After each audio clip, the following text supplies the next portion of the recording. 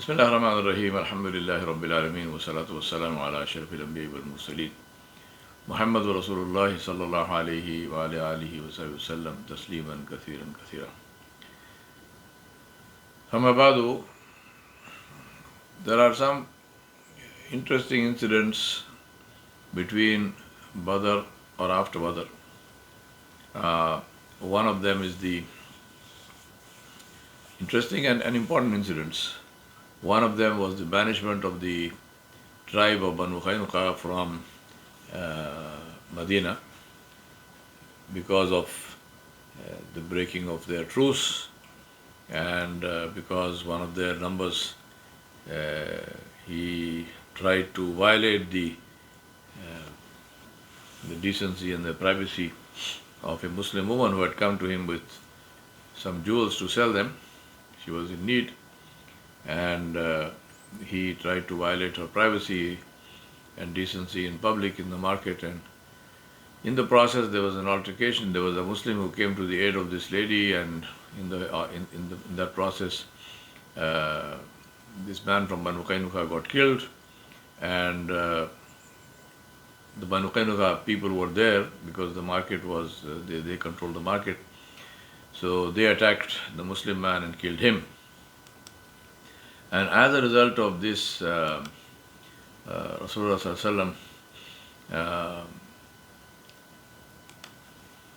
laid siege to the forts of Banu Qaynuqa, and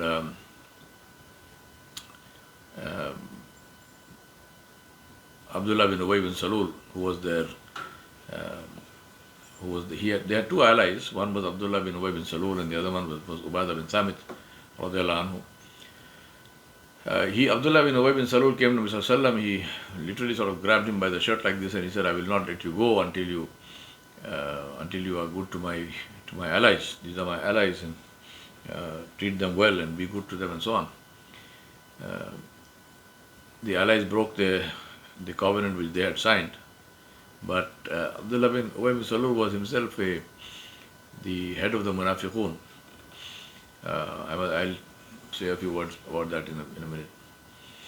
So Nabi ﷺ said they are free. He said, "I have no intention of harming anybody, but they cannot continue to live here, because if this is what they have done, if they have broken their promise, if they have violated the covenant, then we expel them." There were two options. One was execute, the other one was expel. Nabi ﷺ said, "I am not interested in killing anybody. They are welcome to leave." So they left and went off to Syria. They were allowed, not only were they expelled, they were allowed to take whatever they wanted. And so they took all their possessions and everything else, and they left. And they went off to Syria. Interestingly, I just mentioned the word munafiqun.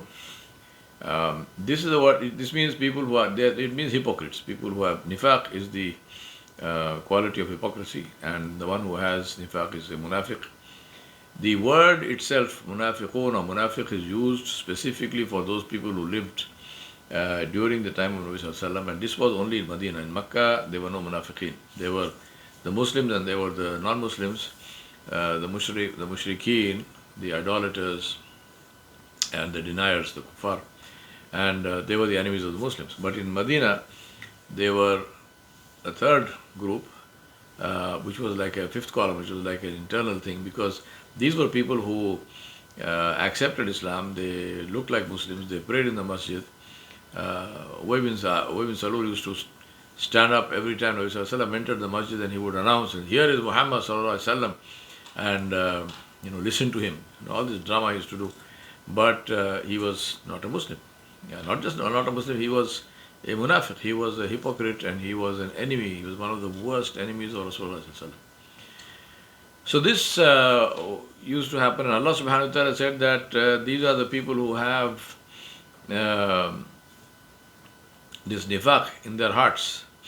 Allah subhanahu wa ta'ala said, وَمِنَ النَّاسِ مَنْ يَقُولُ آمَنَّا بِاللَّهِ وَبِالْيَوْمِ الْآخِرِ وَمَا هُمْ بِمُؤْمِنِينَ يُخَادِعُونَ اللَّهَ وَالَّذِينَ آمَنُوا وَمَا يَخْدَعُونَ إِلَّا أَنفُسَهُمْ وَمَا يَشْعُرُونَ فِي قُلُوبِهِمْ مَرَضٌ فَزَادَهُمُ اللَّهُ مَرَضًا وَلَهُمْ عَذَابٌ أَلِيمٌ بِمَا كَانُوا يَكْذِبُونَ. Allah subhanahu wa ta'ala said that these are the people who are, there are people among the people are those who have who say they believe in Allah and they believe in the Day of Judgment, but they are not mu'min, they are not believers. Allah said they have in their hearts a disease. Allah said before that, Allah said they are trying to fool Allah and the believers, but they fool nobody except themselves. And in their hearts is a disease, and that is the disease of nifaq. That is the disease of hypocrisy. And Allah subhanahu wa ta'ala says that Allah will increase that. And Allah subhanahu wa ta'ala will increase this disease, and Allah subhanahu wa ta'ala will give them a grievous punishment as a result of which, because of their lying. Allah will give them a grievous punishment because they are liars. Right? So it's very important for us to understand that to say something and do something else is a very, very major problem. Now, so these people, they went off. Now, another incident that happened, there were several ghazwat. Now, again, two technical words, or which is one is ghazwa, one is sariya. A sariya is a battalion. It's a army group which went out on a raid or to do something in which Rasulullah was not a member. So he didn't accompany that, and that's called a sariya. Where he was one of them when he was commanding it, and he was accompanying that group. This was called a ghazwa. So there were several ghazwat before Uhud. One important incident, Ghazwa Du'mir, 450 Muslims against a tribe in Najd. Jabbar bin Talaba, he was the head of that tribe. He was arrested, and then he accepted Islam. Now, as they were coming back, on the way, it rained, and so Rasulullah took off his armor and he hung it up under a tree, hung it up on a tree, and he laid down under the tree to rest. These were, and the Muslims camped there. Now, a man called Jathur, he was the leader of the tribe. He sneaked in and he stood above Rasulullah, who was sleeping with a sword in his hand, and he woke him up and he said, Muhammad, who can protect you from me now? Rasulullah just said one word. He said, Allah.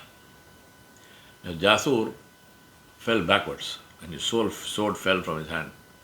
Rasulullah picked it up and he stood over him, and he said, who can protect you from me now? Now, Jathur begged for his life, and he said, you are the noble one, and you are the son of the noble one, and so on, so on. And Nabi Sallallahu Alaihi Wasallam spared him. He didn't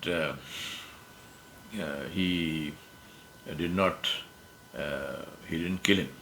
The Sahaba said, in this commotion, they woke up those who were sleeping, and they ran to Nabi Sallallahu Alaihi Wasallam, and they saw him. They saw Nabi Sallallahu Alaihi Wasallam sitting there, and this man Jathur sitting next to him. And Nabi Sallallahu Alaihi Wasallam called the Sahaba, and he said, this man is under my protection. He had not accepted Islam. He said, this man is under my protection. And he said, I did that because I didn't want someone to kill him by mistake. Now imagine, this is a army detachment which has gone out for a battle, and so obviously this is high sensitivity at that time. Later on, Jathur became Muslim, radiallahu anhu, and went back to his tribe. Now when they blamed him, he said, when I made that, when Muhammad ﷺ said Allah, there was a huge man who stood in front of me and he slammed me and I fell backwards. So what do I do? He said, I have to, I acknowledge that he is the Rasul of Allah, and Allah helped him. Now, many of his people accepted Islam at his hands. Now, this whole Ghazwa, this took 1 month. Going, coming, everything else. Ghazwa were also military training. They were also tarbiyah. As the Sahaba had this opportunity, Ridwanullahi alayhim ajmain, of the close company of Rasulullah during travel. Travel is a great differentiator between and shows up the character of people.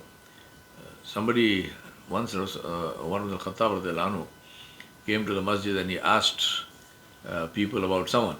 And he said, what do you think about this person? And one man said, I know him, he is a good person. So Sayyidina Umar radiallahu anhu said to him, are you related to him? He said, no. He said, have you done business with him? He said, no. He said, have you traveled with him? He said, no. He said, then you have no right to say anything about him. Because you cannot know a person unless you have one of these three things. Either you are related to that person, so you are seeing him on a daily basis. I'm not talking about relations. Today, for example, I am related to people I've never seen in my life. Because these are my cousins and their children and their children's children, and they live in all parts of the world. Alhamdulillah, our family is huge and it's spread all over the world.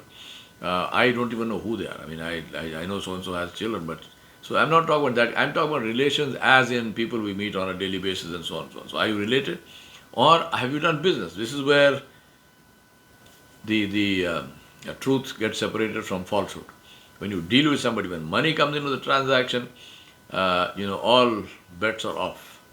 And people sometimes, may Allah protect us, sometimes people show their best and sometimes people show their worst. And the time that people show their worst is more than the time they show their best.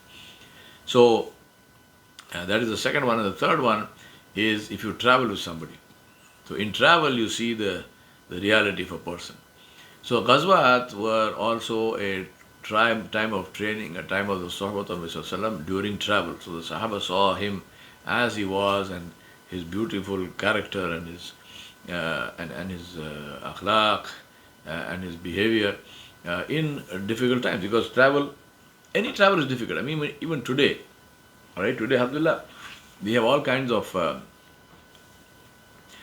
ease in travel, but still it is tough.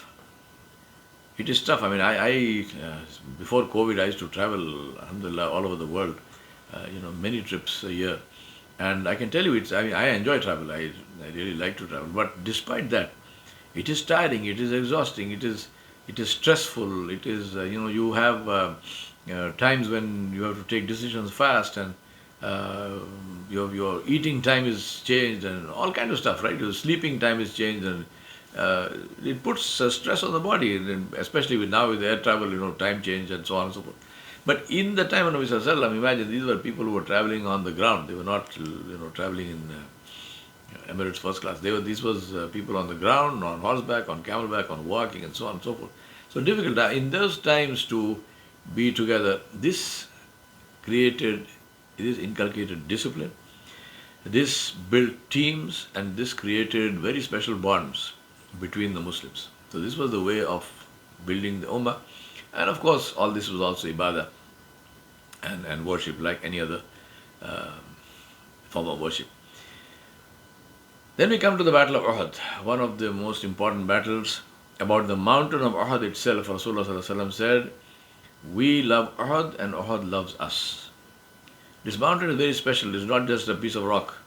This mountain is very special. This mountain has the history of the Muslims in it. This mountain is the one in which Rasulullah took refuge in the Battle of Uhud. We'll come to that story in a bit. This mountain is where Rasulullah rested.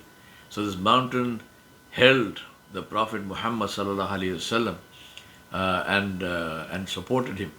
This is I seem to be talking about, you might say, well, this is a dead piece of rock and earth. You're talking about it as if it is human. Well, I did. Rasulullah said, he said, the mountain loves us. So it's not human, but it's also something which is different. So Uhud is a very, very special thing. And imagine when you go to Medina, look at Uhud. And when you look at Uhud, do that with the understanding and with the feeling that you are looking at something which Rasulullah looked at. Right? There's nothing else that remains today, apart from celestial bodies and sun and moon and so on. But other than that, today there is almost nothing, or probably nothing. The Kaaba is another one, of course. He looked at it, but then the Kaaba has been rebuilt and so on. But the mountain of Uhud is as it was. So this is the mountain which sheltered the Prophet ﷺ, as I mentioned, and this is the mountain which he climbed and which felt feet, which felt his back when he lay down. Subhanallah, this is a very special mountain. And this battle of Uhud is called the Battle of Uhud because this battle was fought in the uh, in the at the feet of this mountain, and then also on the mountain. Allah subhanahu wa ta'ala, there are some several reasons for the Battle of Uhud. One is a religious reason. Allah subhanahu wa ta'ala said, إِنَّ الَّذِينَ كَفَرُوا يُنْفِقُونَ أَمْوَالَهُمْ لِيَصُدُّوا عَنْ سَبِيلِ اللَّهِ يَصُدُّوا عَنْ سَبِيلِ اللَّهِ. Where is that ayat? إِنَّ الَّذِينَ كَفَرُوا يُنْفِقُونَ أَمْوَالَهُمْ لِيَصُدُّوا عَنْ سَبِيلِ اللَّهِ فَسَيُنْفِقُونَهَا ثُمَّ تَكُونُ عَلَيْهِمْ حَسْرَةً ثُمَّ يُغْلَبُونَ وَالَّذِينَ كَفَرُوا إِلَى جَهَنَّمَ يُحْشَرُونَ. Allah said, indeed, those who disbelieve spend their wealth to hinder people from the path of Allah subhanahu wa ta'ala, and so they will continue to spend it, but in the end it will become an anguish for them. Then they will be overcome, and those who disbelieve will be gathered in Jahannam. Then there was a social reason or an ego reason, and that was to try to wipe out the taint of the defeat at Badr. So obviously these people were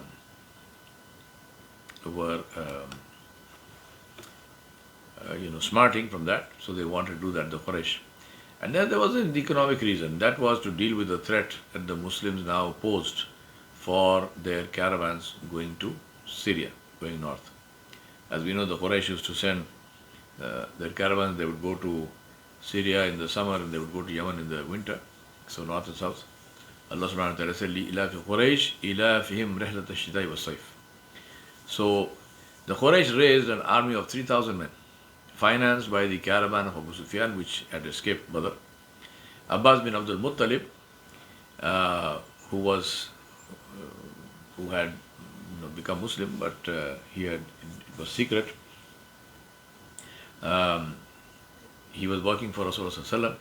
He sent a message that came in 3 days. Al-Mundir, Anas, and Munis were sent, radiallahu anhum, were sent to spy on the army.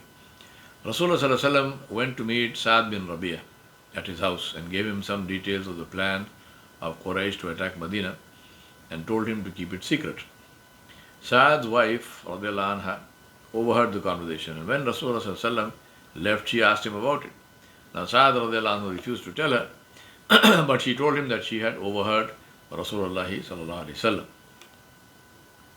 So Sa'd radiallahu anhu went to Rasulullah sallallahu alaihi wasallam and he told him about that, so that Rasulullah sallallahu alaihi wasallam would not think that he, Sa'd, had leaked the information.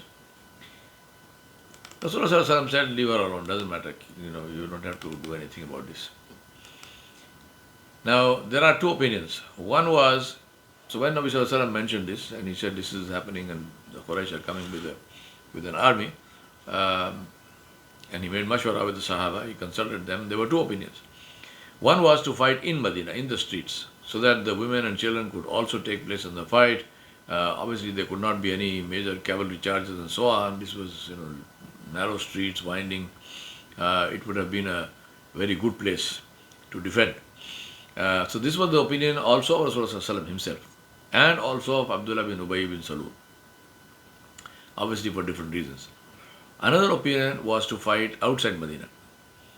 This was the majority opinion, mostly the opinion of all those who could not take part in the Battle of Badr, and who felt that they had lost out, and that the enemy would not dare to enter Medina. So if they did not go to fight, they would miss the battle. They said it was shameful to allow the enemy to come inside Medina, and so they should be allowed to go and fight outside. Now they put pressure on Rasulullah to do this, and so he agreed and he went inside his house to put on his armor.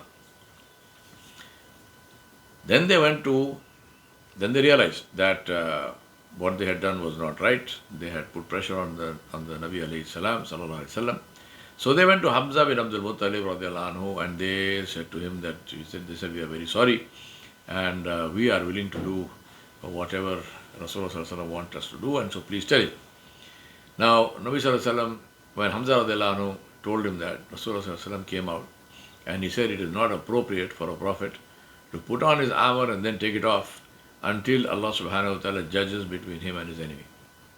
One of the most amazing things is the courage of Rasulullah sallallahu alaihi wasallam. It's amazing. And it's amazing only because, may Allah bless us, our iman is so weak. So we are amazed by this. Why should we be amazed? This is the Nabi of Allah. And we should try to aspire to be like him. Courage comes only if you are not afraid of death. And death is not to be afraid of, because death happens anyway. Death comes anyway. This is something that, it's something that is so, if you have this fear of death, it is so debilitating. So Rasulullah sallallahu alaihi wasallam said, it is not he had put on his armor. He said, I'm not taking it off. He said, this is enough for Allah subhanahu wa ta'ala to judge. Also, Nabi sallallahu alaihi wasallam had agreed to something that was contrary to his own opinion. And he didn't want to change it back again. So because decisiveness is critical to effective leadership. The worst leader is not the one who makes a wrong decision. The worst leader is the one who makes no decision. So they decided to go and meet the enemy in the foothills of Uhud. Rasulullah ﷺ asked for a route to come out without being seen, and they passed through farmland instead of taking the usual route. There were 1,000 Muslims in the army to start with, but and so there was also Ubay bin Salul and his group of people, which were 1/3 of the army. So there were 300 people with him. And but as they came out, Ubay bin Salul said, Muhammad sallallahu alaihi wasallam has ignored my advice, and he went by the advice of the kids. And if I thought there would be any fighting, we would continue, but I am sure there will not be any fighting, so we are leaving. And he took his 300 people and he went back. So suddenly the army was reduced from 1,000 to 700.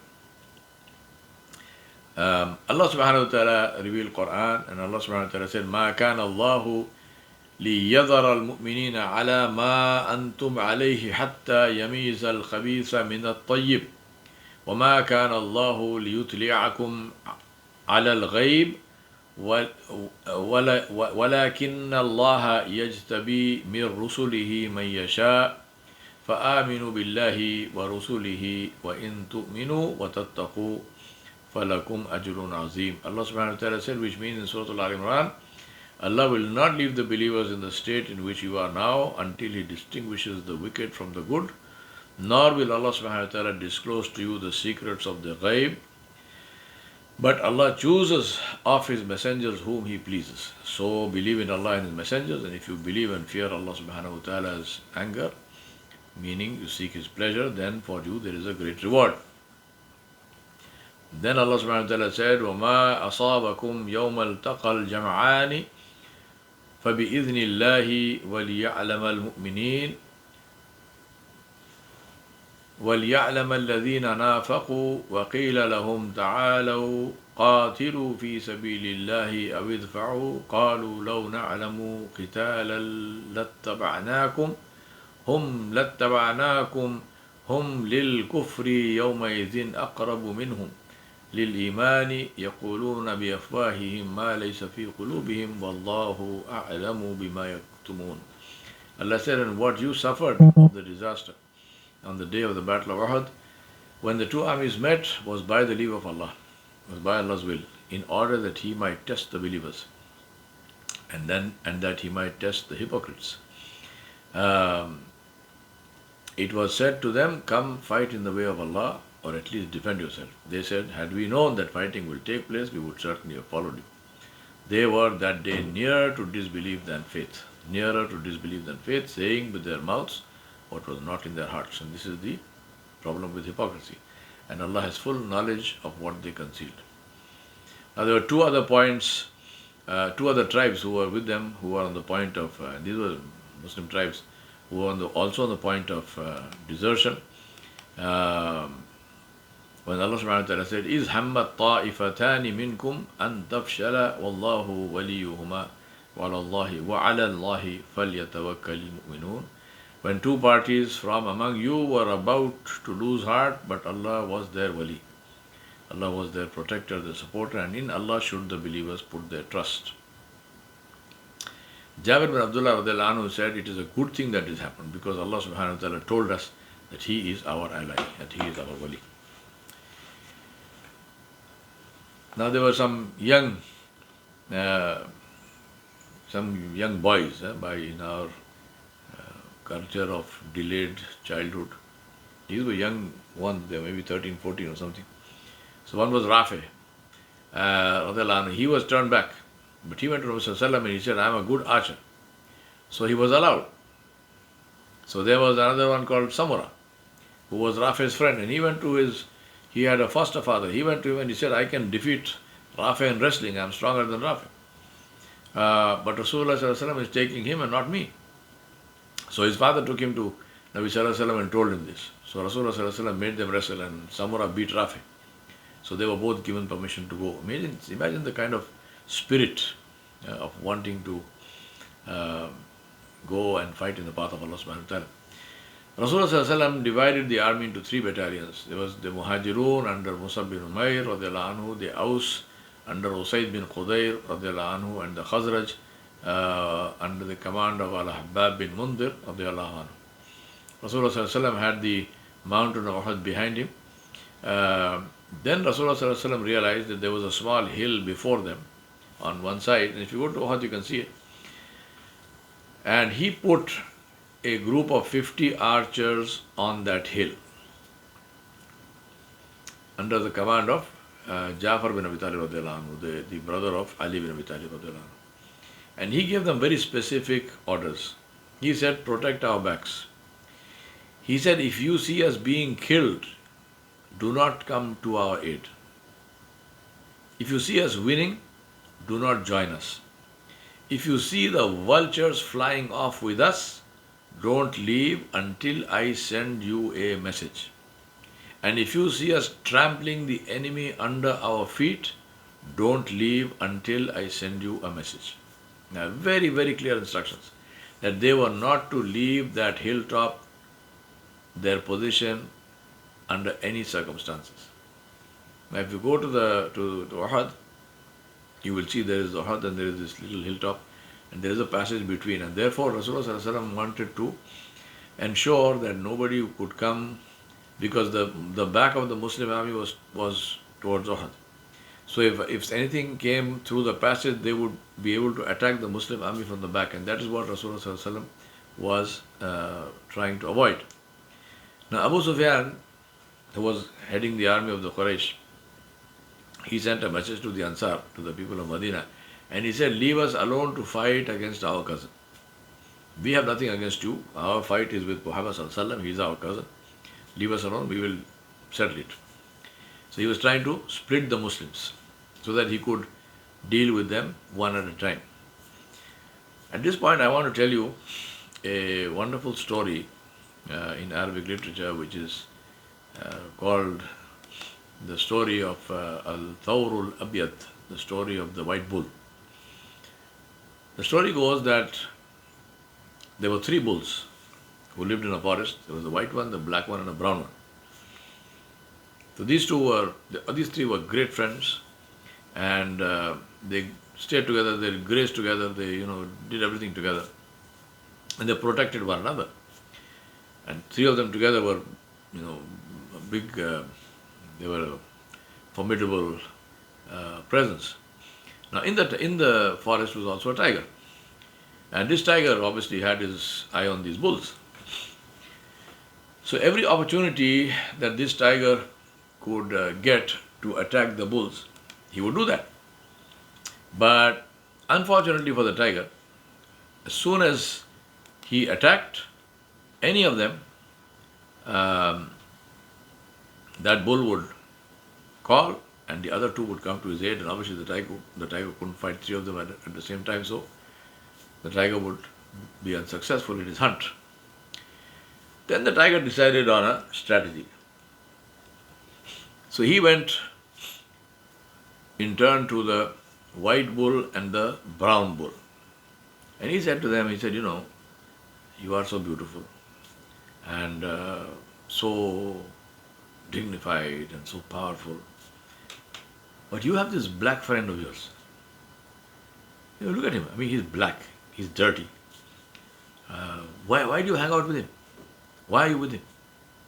Also, the grass and so on in the forest is not unlimited. So he's grazing that. So one third of it he's eating. He's not worthy of your company. Why do you hang out with him? Why do you stick with him? So these two fell for this trap. So they said, well, what shall we do? The tiger said, nothing. Do nothing. Absolutely nothing. I will take care of this. Do nothing. Don't act. When he calls you, don't go. They agreed.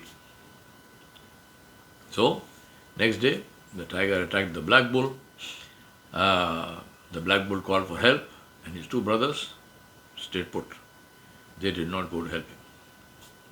And of course, the tiger was more than capable of taking down the bull by himself, and the black bull died. After some time, the tiger went to the white bull. And he said to the white bull, how are things? He said, oh, good, alhamdulillah.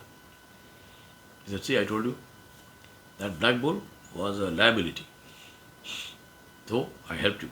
I took care of this liability. He said, but he said, there is another problem. He said, the white bull says what? He said, this brown bull. Yeah, your other friend, brown bull. Same issue. Look at you, you're beautiful, you're white, you shine like the moon. And this man, he's a brown guy. Look at him. He's dirty. He's not fit to be with you. So the white bull said, what shall I do? He said, nothing. Nothing. Don't do anything. Do not do anything. I will take care of it. And the white bull agreed. And the tiger took down the brown bull. He had his feed. Then some days passed. He got hungry again. And he came to the white bull. The white bull says, what? What do you want? He said, you know what I want. He said, it's your turn. The white bull said, give me one last wish. The tiger said, no problem, whatever you like, because you're mine. The white bull climbed the highest hill he could find, and he stood on top of the hill. And he called out to the people. He said, oh people, I do not die today. He said, I died when the black bull died. He said, I died when the black bull died. And this is a story of, which is called the story of the Thawrul Abiyad, the white bull. I died when the white bull died, when the black bull died. Interestingly, Sayyidina Ali bin Abi Talib radiallahu anhu, when he was assassinated, when he was shaheed, as he was dying, he called the people. And he reminded them of this same story. And he said, I do not die today. He said, I died when Uthman died, radiallahu anhu. I'm saying this to you, my brothers and sisters, because this is tragically our situation in the world today. We treat our own brothers and sisters as our worst enemies. Fear Allah. This world will end. It will end for you, it will end for me. It will end for everybody. What remains is Allah. What remains is our relationship with Allah. Don't destroy that for the sake of this dunya. Whatever scraps that you think you will get by betraying your own brothers and sisters, fear Allah about that. Fear your own egos. I remind myself to fear my own ego and not allow my ego to betray me. We ask Allah subhanahu wa ta'ala to help us and protect us and to live lives which are lives of khair and barakah and beauty, which are pleasing to Him Jalla Jalaluhu. وصلى الله على نبي الكريم وعلى آله وصحبه أجمعين برحمتك يا أرحم الراحمين.